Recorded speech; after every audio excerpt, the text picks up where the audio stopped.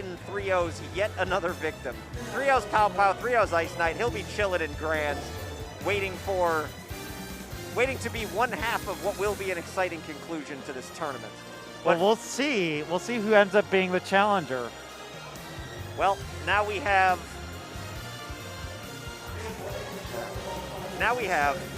loser semis, where we have the former Bingleton Revolver, and we have Redingleton Redacious fighting. And folks, if you have any sort of persuasion toward how this match will go, feel free to hit !Matcherino in the chat, and you could put $5 towards the match, towards each side of it, and enter a chance to win a Hitbox controller. You can do that as many times as you would like to do it, as long as you're doing it in multiples of 5. Every $5 you spend will be another addition into that raffle. So if you want to win a Hitbox controller, once again, the input is !Matcherino. So check it out. See if it is for you as we get started here in loser semis. We're going to have Steve versus Roy, a matchup that can be explosive on both directions, but not for the reasons you'd think. You already know how the sword works from Roy. But we talked about the linear exploitations of recovery for Roy. Sure. Steve does it better than anyone. Oh yeah, I do not want to recover as Roy versus Steve at any point. I want to stay firmly planted on the stage, and I want to kill him at 97 off of a jab. Yeah, that we will take that all the way to the bank if we are a Revolver fan right now, as that was 20 seconds in. 20 seconds into a game. It took 2 minutes to take a stock in the previous set we saw. And yet, Redacious seems a little unfazed. You know, he's just gonna, at the next stop, start playing his game, start setting up these traps, start mining. That was amazing. That trap was phenomenal. So he put the blocks at a point where when Roy tried to air dodge the ledge, he stood still on the block and couldn't grab the ledge because he was too high. Remained too high and ate the down smash, making it very difficult, once again, for Roy to recover, because Steve can take away all his options given a couple of seconds to set up. And he's already at 99 this next stock, and yet he takes the stock beforehand, but even at a lower percentage point than he's at. You are entirely correct. This is an explosive match too, for an entirely different reason than the Captain Falcon set. There's another catch from Steve. That would have killed him theoretically at like 40. I wound up killing him at 90, but he got the back throw off the 2-unit high block, that's a more traditional trap for Steve to set up. We've seen that many times before. But I mean, against certain characters, they don't have a counterplay against it. Yeah, when in Rome, right? Like if you have, your character can do it, if you have the capability to set it up, there's no reason not to put it there as an option, as Revolver won't get the kill on that last jab back air, gets the soft back air, but now its next interaction will almost definitely kill. These are 3 backers in a row. The danger of sailing was happening, and the uppy didn't even get the kill. Up air will do it, though. Wow, I'm honestly surprised that falling up air being a little bit stale because, you know, the wet noodle hitbox of Roy's sword. I actually think the 3 backers in a row helped unstale that move. It may have. It absolutely may have. It was just enough to take the stock and the game. Revolver takes a 1-0 lead here in a game that lasted all of a minute and a half. Oh. You know, I really enjoy watching Revolver play.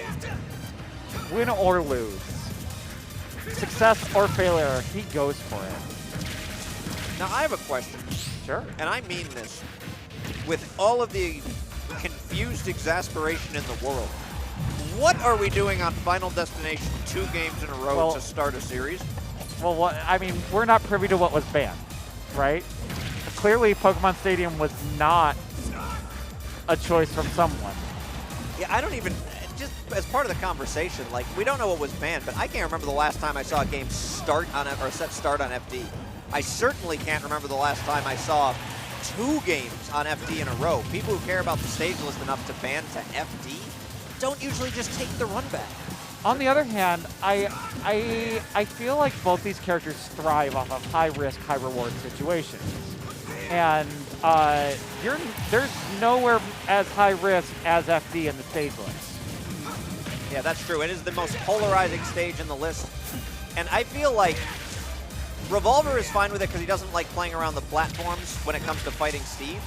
But there's probably some piece of tech that Redacious understands that's good for his character. Maybe it's the sequence in which you get materials on FD because every stage is slightly different. Sure. Maybe he just doesn't want to deal with platforms because he thinks that Roy can chase him, and he eliminates that as well. I just find it fascinating that we played 2 games straight on FD. It could be something as simple as Roy's weight allows him to carry more off of up tilt, and you get more up tilts on FD. That could be too. That is another excellent possibility. I don't know enough about Steve to make that decision, but both these players seem confident in their decision to go here both game 1 and game 2. Redacious is going to hit the back air in neutral, and there's that setup again. You cannot air dodge to ledge when those blocks are down there. And you can't go below him because the up B was blocked by the blocks. Well, it's we just saw so difficult for Roy. We saw in Revolver's last stock, the same 2-block trap was laid, and he tried to go up and over it and was hit by up smash. So yeah, it really is just such a terrible spot to be in. As he gets the falling back air, and this will be a last stock situation, even game. And by even, I mean, you know, any hit can kill. We are past the 2-minute point at this point. It is a slightly slower game than last time, but still very explosive. It is about as slow as a Roy game gets. I think that's Steve. I think Steve is trying to slow down the pace of this match as much as he can. That makes sense. He lost the first game, and look what happens when you speed it up just for that brief second. You eat 30 damage and almost die. Sure. To falling up air, back air. And now he's in a spot where, like, Revolver got the jab. He went for the safe version of back air, though, because if he led too far and Steve was in a tech situation, he would have died on the retreat. As he catches the jump out of minecart, and Revolver will take game 2. As Revolver continues his excellent season thus far. There was a fun interaction there that happened for a moment where Steve was in tumble for a brief moment and ended up teching onto the vertical surface of a block. And it ended up putting him in a really perfect position. What a cool character. I love that Steve's in the game, and I really think he adds some interesting things. I do think he's a little overtuned, don't get me wrong, but like that ladder combo. Like, you shouldn't get 64% off of an up tilt a stray hit plus on shield. And I do think just in terms of matchup-wise, these traps in particular can invalidate certain members of the cast. Yes, they can. The game, I believe, was finished being patched a little prematurely. Yeah. As Revolver's been trying to get around that specific block setup that Redacious has been putting out. And he tried something different, got F-smashed not once but twice in 2 different interactions. And lost that stock early as Redacious looking to make a statement here and put himself back in this set because he is now on his tournament life. Now, I can understand the frustration of playing against Steve. I can understand from a competitive statement, a competitor's perspective of this character isn't the most fun to fight against, but from now in the commentator seat, I'm enjoying watching him. He's so cool to watch, and that's the thing about it is I think a lot of people were worried because of his overtunement that like eventually, you know, what if he killed the game or whatever. But like, I don't see that happening because I think people enjoy watching him do his thing. Well, there's a level of expression, a level of creativity that he has from his kit that you don't always see from other characters, and that's fun to watch. All right, Revolver figured out how to deal with that trap. He fast fell onto the block and shielded the punish. And yet, still couldn't get back to stage. Well, he got called out right after he did that. Even still, when you're shielding on those blocks, you are not safe yet. No, not at all. You have to put your opponent in a spot. So he's figured out the first step of it. Can he adapt and go beyond the rest of it? Clearly, it hasn't been that much of an issue. He's ahead 2 games in this set, but I feel like he'd feel a lot more comfortable if he were getting back to stage every time. If he could get past that trap. The Redacious up B came through and prevented Revolver's falling up air.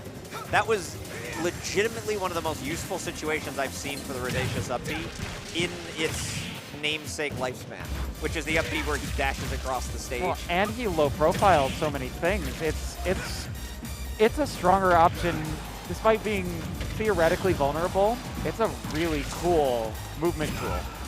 Oh, the F smash to break the minecart. What an option. Revolver putting Redacious in a very bad spot as he will get the delayed back air off the jab and take the set 3-0. And Revolver will move on to loser's final. It was a 3-0, but it was really close. Any one of those games I feel like could have gone in Redacious's favor. Yeah, it was a really interesting set because a lot of those games I felt like Steve was ahead, Steve was kind of dominating, he was putting out all the traps, and usually Steve is the one in the situation where you see an opponent come out of the gate hot, do a bunch of damage, all of a sudden Steve takes like a stock, right? That said, it was the opposite, where it looked like Steve was getting all the damage early. You know, you would get some of the, the up tilt combos, the no impact